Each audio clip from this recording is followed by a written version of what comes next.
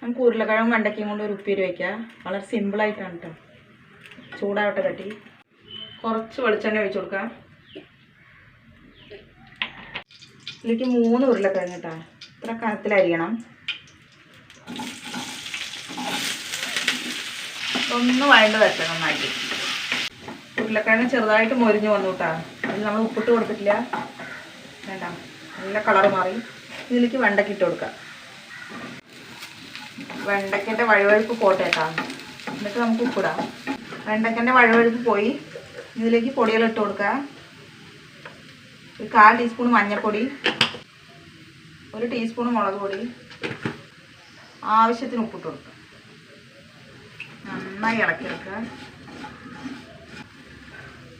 ഒന്ന് അടച്ചു വെക്കേട്ടാ. തുറന്നു നോക്കാം. നമ്മുടെ ഉപ്പേരി റെഡി ആയിട്ടാണ്. ഞാൻ അതിൽ കടുകിട്ട് കൊടുത്തിട്ടുണ്ട്. വീഡിയോയിൽ കിട്ടിയില്ല കേട്ടാ. സൂപ്പർ ടേസ്റ്റാണ് കേട്ടോ. നല്ല കട്ട തൈരിൻ്റെ കൂടെ കഴിക്കാൻ അടിപൊളിയാണ്. ഇതന്നെ മതി. ഇഷ്ടപ്പെട്ടാൽ സബ്സ്ക്രൈബ് ചെയ്ത് ഫോളോ ചെയ്യണം ഇവിടെ.